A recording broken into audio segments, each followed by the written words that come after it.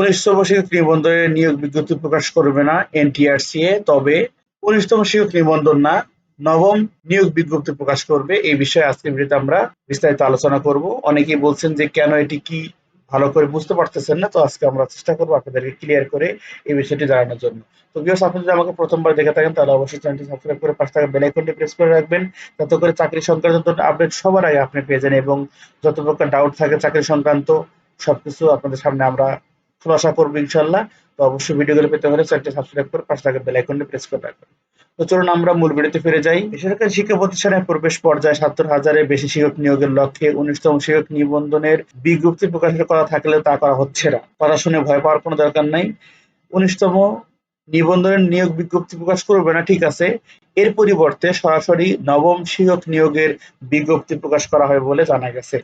মঙ্গলবার অর্থাৎ ২১শে এপ্রিল শিক্ষা মন্ত্রণালয় এবং বেসরকারি শিক্ষক নিবন্ধন ও প্রত্যয়ন কর্তৃপক্ষ এনটিআরসি এর দুটি সূত্র থেকে এই তথ্য নিশ্চিত করা হয়েছে।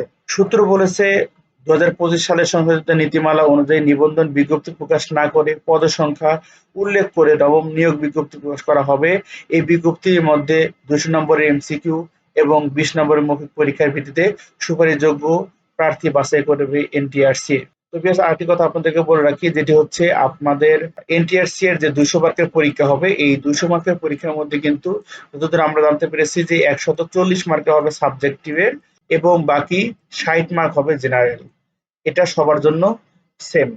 ২০০ মার্কের যে পরীক্ষা হবে তার মধ্যে ১৪০ মার্ক হলো সাবজেক্টিভ এবং ৬০ মার্ক হবে আপনার জেনারেল পরীক্ষা হবে। সূত্রের তথ্য বলেছে, পরীক্ষার মাধ্যমে প্রার্থী বাছাই শেষে নবম শিক্ষক নিয়োগের সুপারিশ করবে এনটিআরসিএ। অর্থাৎ ১৯তম শিক্ষক নিবন্ধন বিজ্ঞপ্তি প্রকাশ না করে প্রথমেই নবম নিয়োগ বিজ্ঞপ্তি প্রকাশ এবং পরবর্তীতে নবম শিক্ষক নিয়োগের সুপারিশ করা হবে। আগে যে বিষয়টা ছিল, যেটা হচ্ছে ১৮তম শিক্ষক নিবন্ধন হতো, নিবন্ধনধারীরা যখন সনদ পাইতো তারপরে আবার নিয়োগ বিজ্ঞপ্তি প্রকাশ করতো, তারপরে সুপারিশ করতো। এই ঝামেলাটা আর হচ্ছে না। এবার সরাসরি নবম নিয়োগ বিজ্ঞপ্তি প্রকাশ করবে এবং যারা সিলেক্ট হবে তাদেরকে সরাসরি সুপারিশ করবেন। এই বিষয়ে জানতে চাইলে এনটিআরসি এর চেয়ারম্যান আমিনুল ইসলাম বলেন, নতুন নীতিমালা অনুযায়ী ৭৭,০০০-এর বেশি শিক্ষক নিয়োগের জন্য নবম শিক্ষক নিয়োগ বিজ্ঞপ্তি প্রকাশ করা হবে।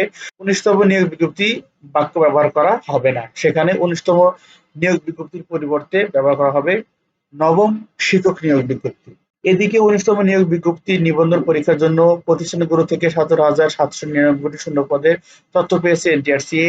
সবচেয়ে বেশি শূন্যপদ সহকারী শিক্ষকের, যা হলো ৪৪,৬৯১। এছাড়াও সহকারী শিক্ষক ধর্ম ও নৈতিক শিক্ষা ৯২৮টি, সহকারী শিক্ষক শরীরচর্চা প্রশিক্ষক ৪,০১৪, সহকারী মৌলভী ১১,০৬৯টি, হিউজ পরিমাণে।